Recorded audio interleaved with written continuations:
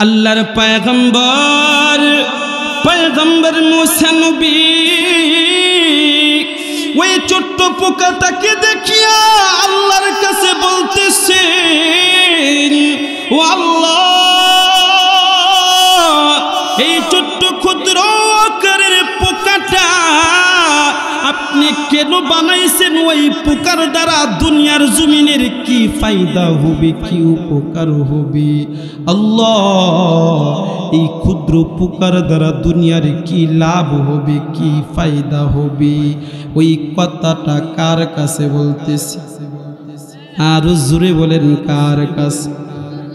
আল্লাহর কাছে বলতেছি।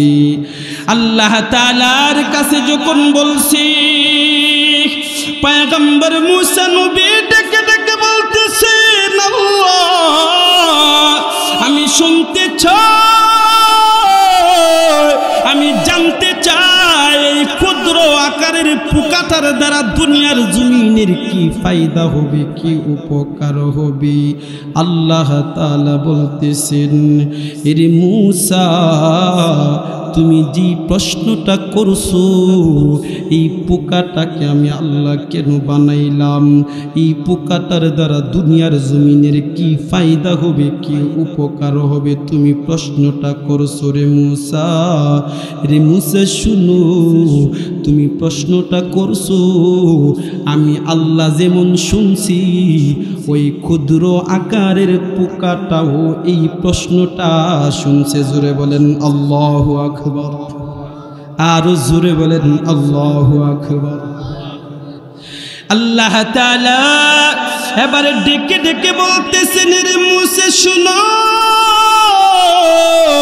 তুমি প্রশ্নটা করছো, আমি আল্লাহ শুনছি। আমি আল্লাহ শোনার সঙ্গে সঙ্গে ওই ছোট্ট ক্ষুদ্র আকারের পোকাটাও প্রশ্নটা শুনছি। তোমার প্রশ্নটা আমার কাছে আইছে, তোমার প্রশ্নের পরে পরেই দেখা গেল ওই ক্ষুদ্র আকারের পোকাটাও আমি আল্লাহকে একটা প্রশ্ন করেছি। এবার পয়গম্বর মুসা নবী ডেকে ডেকে বলতেছেন, আল্লাহ, আমি হলাম জামানার পয়গম্বর, আমি হলাম জামানার নবী মুসা নবী। আমি প্রশ্ন করলাম, পোকাটাও প্রশ্ন করলো। আল্লাহ বলেন, তোমার প্রশ্নের চাইতে ওই ছোট্ট ক্ষুদ্র আকারের পোকাটার প্রশ্নটা বড় জটিল এবং কঠিন। জোরে বলেন আল্লাহু আকবার।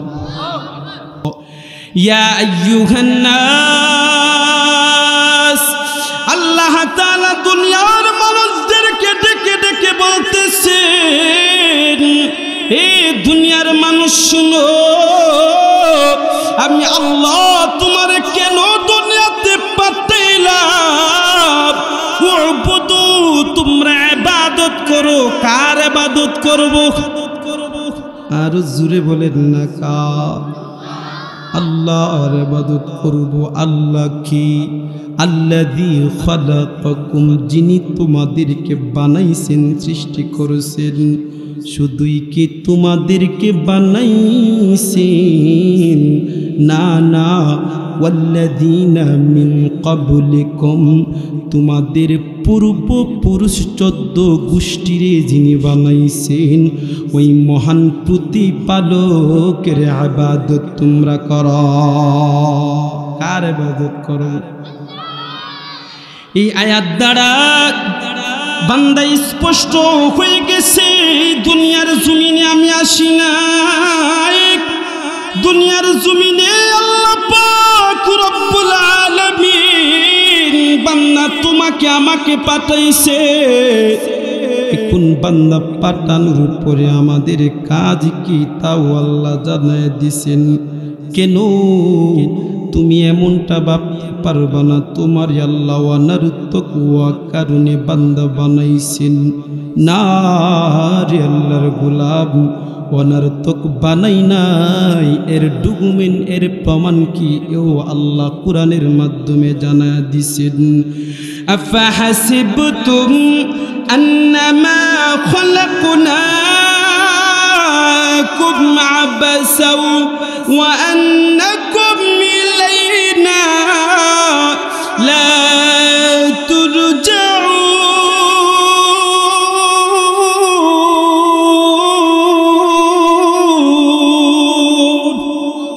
এ বান্দা আল্লাহ তাআলা বলেন বান্দা আফা হাসিবতুম তোমরা কি ধারণা করো আন্নামা খালাকনাকুম আমি তোমাদেরকে সৃষ্টি করেছি বানাইছি আবাস অনর্থক কারণে বান্দা তোমারে বানাইলাম না না আর বান্দা তোমরা কি ভেবেছো দুনিয়াতে আমি আল্লাহ পাঠাইছি মনে যেমনি চাই তেমনি চলবা আমি আল্লাহর কাছে লা তুরজাউন তোমরা কোনদিন আমি আল্লাহর কাছে ফিরে আসবে না এটা কি সম্ভব আল্লাহর কাছে যেতে হবে কি হবে না দুনিয়া ছাড়তে হবে কি হবে না এই কারণে বান্দা আল্লাহ তাআলা ডেকে ডেকে বলতেছেন রে দুনিয়ার মানুষ আমি আল্লাহ তোমার দুনিয়ার জিন্দেগিতে পাঠাইলাম যেমনি মনে চাই তেমনি তুমি জিন্দেগি কাটাইবা না রে আল্লাহর গোলাম মনে যেমনি চাই তেমনি তুমি সময়গুলা কাটাইতে পারবা না কারণ ওই সময়গুলা কার দেওয়া আর জোরে বলেন কার দেওয়া 24টা ঘন্টা সময় কে দিছেন আর জোরে বলেন না কে দিছেন 24টা ঘন্টা সময় আমরা আল্লাহ দিছি এই 24টা ঘন্টা সময় বান্দা কেন তোমাকে আমাকে আল্লাহ দিছেন আমার আল্লাহর গোলামি করার জন্য আর কোনো কিছুর জন্য নাই আমার আল্লাহ তোমারে পাঠাইছেন আমার আল্লাহর গোলামি করার জন্য কার গোলামি করব পাখিদের একটা ঘটনা স্মরণ হয়ে গেছে আল্লাহ যে আমাদেরকে দুনিয়ার জমিনে আল্লাহর গোলামি করার জন্য পাঠাইছেন এর একটা বাস্তব ঘটনা তাফসীরের মধ্যে পাইলাম ঘটনাটা কি আল্লাহর পয়গম্বর মুসা নবীর নাম শুনছেননি শুনছেন মুসা নবীর নাম শুনছেন আল্লাহর পয়গম্বর মুসা নবীর কাজ কি ছিল সমস্ত নবীদের যেই কাজ ছিল ঈসা নবীর যেই কাজ ঈসা নবীর কাজ ছিল আল্লাহর রাস্তায় দাওয়াত দেওয়া জাকারিয়া নবীর কাজ ছিল আল্লাহর রাস্তায় দাওয়াত দেওয়া ইব্রাহিম নবীর কাজ ছিল আল্লাহর রাস্তায় দ্বীনের দাওয়াত দেওয়া পয়গম্বর ইউনূস নবীর কাজ ছিল আল্লাহর রাস্তায় দ্বীনের দাওয়াত দেওয়া সমস্ত পয়গম্বরদের কাজ ছিল আল্লাহর রাস্তায় দ্বীনের দাওয়াত দেওয়া আল্লাহর পয়গম্বর মুসা নবীকে আমার আল্লাহ দ্বীনের দাওয়াত দেওয়ার জন্য দুনিয়ার জমিনে পাঠাইছিলেন এক পর্যায়ে দেখা গেল আল্লাহর পয়গম্বর দেখা গেল দিনের দাওয়াত সারাটা দিন দিনের দাওয়াত দেওয়ার পরে শরীরটা ক্লান্ত হয়ে গেছে দেখবেন তো আমাদের বাড়ির আশেপাশে কিংবা হাওয়ার এলাকার মধ্যে কেউ যদি পরিশ্রম করে সারা দিন পরিশ্রম করার পরে শরীরের মধ্যে ক্লান্তি আসে কি আসে না ওই ক্লান্তি দূর করার জন্য দেখবেন তো বন্দের হাওয়ারের মধ্যে যদি গাছ থাকে ওই গাছের ছায়ার নিচের মধ্যে মানুষ রেস্ট নেই কি নেয় না হ্যাঁ কিসের জন্য ক্লান্তিটা দূর করার জন্য আল্লাহর পয়গম্বর মুসা আলাইহিস সালাতু ওয়াস সালাম সারা দিন দিনের দাওয়াত দিছেন সারাটা দিন দিনের দাওয়াত দেওয়ার পরে শরীরটা ক্লান্ত হয়ে গেছে একটা গাছ তলার মধ্যে বসে বসে রেস্ট নিতেছেন ক্লান্তি দূর করার জন্য। এমনিতে ওই যে গাছের ডালা থেকে, গাছের উপর থেকে পয়গম্বর মূসা নবীর চোখের সামনে ছোট্ট ক্ষুদ্র আকারের একটা পোকা চোখের সামনে পড়ল, একেবারে ক্ষুদ্র ছোট পোকা। আল্লাহর পয়গম্বর মূসা নবী ওই ছোট্ট পোকাটাকে দেখিয়া আল্লাহর কাছে বলতেছেন, ও আল্লাহ, এই ছোট্ট ক্ষুদ্র আকারের পোকাটা আপনি কেন বানাইছেন? ওই পোকার দ্বারা দুনিয়ার জমিনের কি ফায়দা হবে, কি উপকার হবে? আল্লাহ, এই ক্ষুদ্র পোকার দ্বারা দুনিয়ার কি লাভ হবে, কি ফায়দা হবে? ওই কথাটা কার কাছে বলতেছে? আর জোরে বলেন, কার কাছে? আল্লাহর কাছে বলতেছি। আল্লাহ তাআলার কাছে যখন বলছি, পয়গম্বর মূসা নবী ডেকে ডেকে বলতেছেন, আল্লাহ, আমি শুনতে চাই, আমি জানতে চাই এই ক্ষুদ্র আকারের পোকাটার দ্বারা দুনিয়ার জমিনের কি ফায়দা হবে, কি উপকার হবে? আল্লাহ তাআলা বলতেছেন, এরে মূসা, তুমি যে প্রশ্নটা করছো, এই পোকাটাকে আমি আল্লাহ কেন বানাইলাম, এই পোকাটার দ্বারা দুনিয়ার জমিনের কি ফায়দা হবে, কি উপকার হবে, তুমি প্রশ্নটা করছো রে মূসা। রে মূসা শুনো, তুমি প্রশ্নটা করছো, আমি আল্লাহ যেমন শুনছি, ওই ক্ষুদ্র আকারের পোকাটাও এই প্রশ্নটা শুনছে। জোরে বলেন আল্লাহু আকবার, আরো জোরে বলেন আল্লাহু আকবার। আল্লাহ তাআলা এবারে ডেকে ডেকে বলতেছেন, রে মূসা শুনো, তুমি প্রশ্নটা করছো, আমি আল্লাহ শুনছি। আমি আল্লাহ শোনার সঙ্গে সঙ্গে ওই ছোট্ট ক্ষুদ্র আকারের পোকাটাও প্রশ্নটা শুনছি। তোমার প্রশ্নটা আমার কাছে আইছে, তোমার প্রশ্নের পরে পরেই দেখা গেল ওই ক্ষুদ্র আকারের পোকাটাও আমি আল্লাহকে একটা প্রশ্ন করেছি। এবার পয়গম্বর মূসা নবী ডেকে ডেকে বলতেছেন, আল্লাহ, আমি হলাম জামানার পয়গম্বর, আমি হলাম জামানার নবী মূসা নবী। আমি প্রশ্ন করলাম, পোকাটাও প্রশ্ন করলো। আল্লাহ বলেন, তোমার প্রশ্নের চাইতে ওই ছোট্ট ক্ষুদ্র আকারের পোকাটার প্রশ্নটা বড় জটিল এবং কঠিন। জোরে বলেন আল্লাহু আকবার। এবার পয়গম্বর মূসা নবী ডেকে ডেকে বলতেছেন, আল্লাহ, আমি হলাম জামানার পয়গম্বর, আমি হলাম জামানার নবী। আমার প্রশ্নের চাইতে ক্ষুদ্র আকারের পোকাটার প্রশ্নটা কিভাবে জটিল এবং কঠিন হতে পারে? আল্লাহ, আপনি আমারে জানা দেন, আমি জানতে চাই, আমি শুনতে চাই। আল্লাহ তাআলা এবার ডেকে ডেকে বলতেছেন, রে মূসা, তুমি শুনো, যে মুহূর্তে তুমি ক্লান্ত শরীর নিয়ে গাছতলার মধ্যে বসে বসে তুমি রেস্ট নিতেছিল, এমনিতেই তোমার চোখের সামনে ওই পোকাটা পড়লো। ওই পোকাটাকে দেখি আমি আল্লাহর কাছে প্রশ্ন করছো, আমি আল্লাহ কেন ওই ক্ষুদ্র আকারের পোকাটাকে বানাইলাম, আমি আল্লাহ কেন তারে বানাইলাম, কি ফায়দা হবে দুনিয়াতে এই পোকার দ্বারা?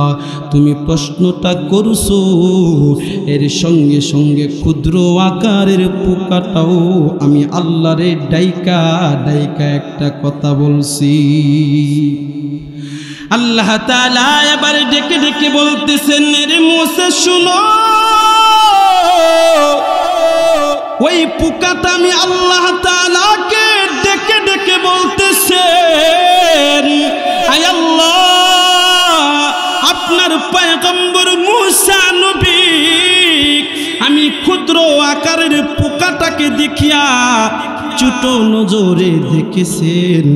ছোট নজরে দেখা সে বলছি, পয়গম্বর মূসা বলছি, আমাকে কেন আপনি বানাইলেন? আমার দ্বারা কি ফায়দা হবে, কি উপকার হবে? আল্লাহ গো, আমারও একটা প্রশ্নটা হলো, আমিও জানতে চাই, শুনতে চাই, পয়গম্বর মূসা নবীরে আপনি দুনিয়াতে কেন বানাইলেন? কি উপকারে, কি ফায়দা হবে? আল্লাহ আপনি আমারে জানা দেয়। এবার পয়গম্বর মূসা নবী ডেকে ডেকে বলতেছেন, আল্লাহ,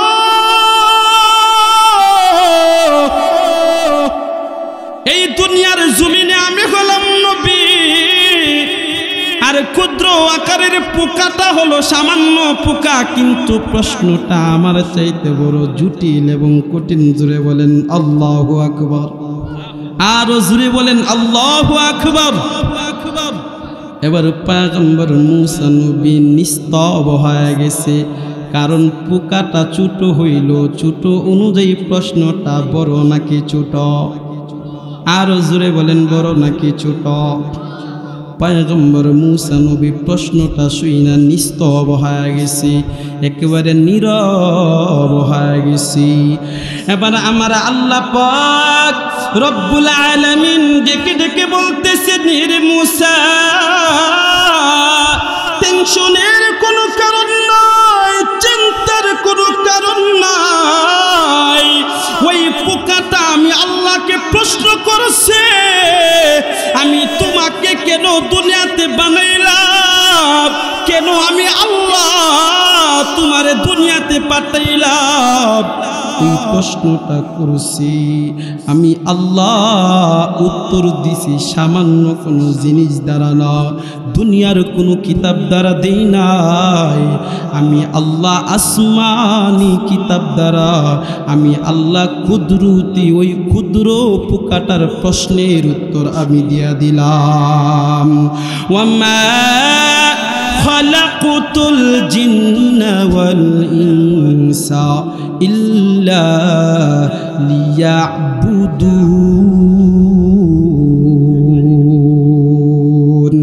আল্লাহ তাআলা মানুষ এবং জিন জাতিকে বানাইছে কার ইবাদত করার জন্য? আল্লাহর ইবাদত করার জন্য। বান্দা, মানুষের ভিতরে পয়গম্বর মূসা নবী অন্তর্ভুক্ত আছে না নাই? আমরা যেমন মায়ের পেট থেকে আসলাম, পয়গম্বররাও তো মায়ের পেট থেকে দুনিয়াতে আগমন করছে। জোরে কোন ঠিক কিনা? এই কারণে বান্দা, এই ঘটনা দ্বারা স্পষ্ট হয়ে গেছে রে গোলাম, এই দুনিয়ার জমিনে আমার আল্লাহ তোমারে আমারে পাঠাইছেন কার গোলামি করার জন্য? একমাত্র গোলামি করব আল্লাহর, অন্য কাউকে না। বান্দা, একমাত্র গোলামির উপযুক্ত কে? যে তোমারে বানাইছে সে। আরো জোরে বলেন, তুমি কার গোলামি করবা? কোনো মাজারের মধ্যে গিয়ে সেজদা দেওয়া যাবে নি, কোনো ল্যাংটা বাবার দরবারে গিয়ে সন্তান চাওয়া যাবে নি, কোনো কিছু করা যাবে না, কারণ সব কিছু কে দেন? ল্যাংটা বাবার কোনো ক্ষমতা আছে? মাজারের কোনো ক্ষমতা আছে? যে বাবার কাছে গিয়া তুমি চাও, ওই বাবারেও তো দুনিয়ার কেউ বানাই নাই, ওই বাবারেও তো আমার আল্লাহ বানাইছে। কে বানাইছে? তাহলে গোলামি করব কার? অন্য কারো গোলামি করা লা তুশরিক বিল্লাহ, আল্লাহর সাথে কাউকে শরীক করা যাবে না। কারণ বান্দা, আল্লাহর সাথে যদি তুমি কাউকে শরীক করো, বান্দা আল্লাহ তোমার প্রতি নারাজ হয়ে যাবে। আর আল্লাহ যদি তোমার প্রতি নারাজ হয় তাহলে বান্দা তোমার ঠিকানা জান্নাত হবে না বরং জাহান্নাম। কোথায় হবে ঠিকানা? হ্যাঁ, জাহান্নাম হবে। এই কারণে বান্দা ইবাদত করব আল্লাহ তাআলার দুনিয়ার জমিনে। আল্লাহ তাআলা বান্দা তোমারে আমারে পাঠাইছেন একমাত্র আল্লাহ তাআলার গোলামি করার জন্য। এখন বান্দা আল্লাহর গোলামি আমরা বেশি করি নাকি নাফরমানি বেশি করি? হ্যাঁ, যারা বেশি করেন এরা মুখ দেয় না। হ্যাঁ, শরম লাগে? শরমের কোনো কারণ নাই, কারণ মরলে পরে বুঝবেন দুনিয়ার রং রং তামাশা কত প্রকার, কি কি কাকে বলি। এই কারণে বান্দা দুনিয়ার জিন্দিগিটা অল্প একটা জিন্দিগি, এই জিন্দিগিটা বান্দা এমনভাবে কাটাও যে জিন্দিগি কাটানোর পরে মরিলে হাসিবে তুমি, কাঁদিবে ভুবন। এমন জীবন করো হে গঠন, মরিলে হাসিবে তুমি, হে বন্ধু কাঁদিবে ভুবন। বান্দা এমন জীবন গঠন করতে হবে যেই জীবন গঠন করার পর বান্দা দুনিয়ার মানুষগুলা তোমার জন্য কান্নায় ভেঙ্গে পড়বে। তাহলে নামাজ পড়া নাকি সাইরা, রোজা রাইখা নাকি না রাইখা, বাটফারি সিটারি কইরা নাকি সাইরা, 2 নম্বরে পথে সইলা নাকি না সইলা, সুদ ঘুষ খায়া নাকি সাইরা। এই জন্য বান্দা জান্নাতে তো সুজানা, জান্নাত এমন একটা জিনিস আল্লাহ তাআলা তোমার জন্য বানাইছেন। তবে পরীক্ষায় পাশ হও, রেজাল্টটা আমার আল্লাহ, রেজাল্ট স্বরূপ আল্লাহ তোমারে আমারে জান্নাত দিয়ে দিবেন। জোরে বলেন সুবহানাল্লাহ। এই কারণে বান্দা এই দুনিয়ার জমিনে আমরা কেউ থাকবো না। এই দুনিয়ার জমিনটা বান্দা থাকার জায়গা না, কারণ বান্দা দুনিয়াতে কেউ থাকবে না। আল্লাহ তাআলা এই দুনিয়ার মানুষদেরকে জানা দিছে কুল্লু নাফসিন যায়িকাতুল মাউত ওয়া ইন্নামা তুওয়াফাউনা উজুরাকুম ইয়াওমাল কিয়ামাহ ফামান যুহজিহা আনিন নার ওয়া উদখিলাল জান্নাতা ফাকাদ ফাজ ওয়া মাল হায়াতুদ দুনিয়া ইল্লা মাতাউল গুরুর। বান্দা মৃত্যুর স্বাদ গ্রহণ করতে হবে কি হবে না? দুনিয়াতে আইসো বান্দা, এটাই চিরন্তন সত্য, আইসো দুনিয়া ছাড়তে হবে কি হবে না? বলেন তো দেখি বান্দা, দুনিয়া মৃত্যুবরণ করার পরে আমার আপনার ঠিকানা কোথায়? হ্যাঁ, আমাদের ঠিকানা কোথায়?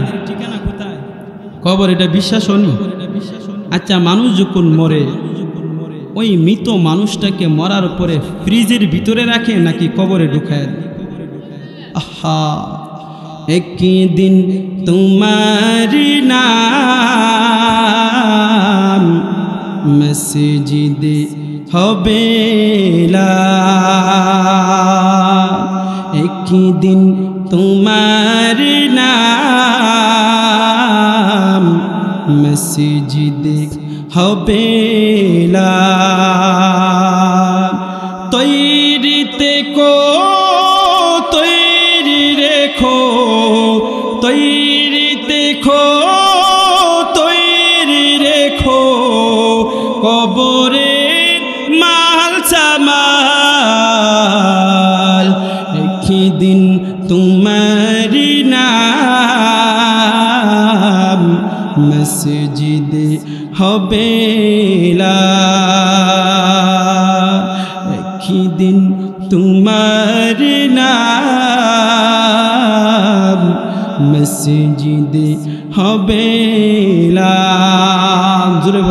বেটি? মানুষ যখন মারা যায় তখন তাকে কোথায় রেখে দেওয়া হয়? কবরের ভিতরে রেখে দেওয়া হয়। আসলে এই কথাটা সত্য না মিথ্যা? আরো জোরে বলেন না, সত্য না মিথ্যা? মানুষ যখন মারা যায় তখন তার প্রথম মঞ্জিল হলেন কোথায়? কবর। আল্লাহ পাক রব্বুল আলামিন কবরের বিষয়ে দুনিয়ার মানুষদেরকে জানা দিয়েছেন। আল্লাহ তাআলা দুনিয়ার মানুষদেরকে জানা দিয়েছে, এ দুনিয়ার মানুষ তোমরা শোনো, এই দুনিয়ার জমিন থেকে বান্দা যখন তুমি বিদায় হয়ে যাবা, ওই সময় বান্দা সাদা কাপড় পরায়া চকলেটের মতো বাদ দিয়া বান্দা তোমাকে কবরের ভিতরে রেখে দেওয়া হবে। মরণের পরে কবর, কবরের পরে হাসর। বান্দা কবরের জিন্দেগিটা দুনিয়াতে যেমনি মনে চাই তেমনি তুমি খাটাইতেছ, চলতেছ, ফিরতেছ। বান্দা মরণের পরের জিন্দেগিটা তোমার কেমন হবে, বান্দা কি করলে কেমন হবে, বান্দা তুমি শোনো। এর বান্দা দুনিয়ার জমিনটা কিছুই না রে মুমিন, দুনিয়ার জমিনটা অল্প একটা জিন্দেগি, যেই জিন্দেগি বান্দা কিছু সময়ের জন্য 100 বছর পরে হলেও বান্দা দুনিয়া ছাড়তে হবে কি হবে না? 60, 70, 80, 90, 100 বান্দা 100 বছর পরে হলো বান্দা তুমি মরবা। মরণের পরের জিন্দেগিটা বান্দা কেমন হবে, বান্দা তুমি শোনো। ওই কবর, ওই কবরের জিন্দেগিটা তোমার আমার জন্য কেমন হবে, কেমন হবে? কারণ দুনিয়ার ঘরের ভিতরে তুমি ঘুমাও, আর কবরের ঘর বান্দা এক হতে পারে না। দুনিয়ার ঘোর এবং অন্ধকার কবর এক নাকি ভিন্ন ভিন্ন? সুতরাং বান্দা ওই কবরটা কেমন হবে, বান্দা তুমি শোনো। ওই দেখা যায় কবরস্থান আমাদের ঘর, ওই দেখা যায় কবরস্থান আমাদের ঘর। ওই ঘরেতে থাকতে হবে দীর্ঘ সময় ভর, ওই ঘরেতে থাকতে হবে দীর্ঘ সময় ভর।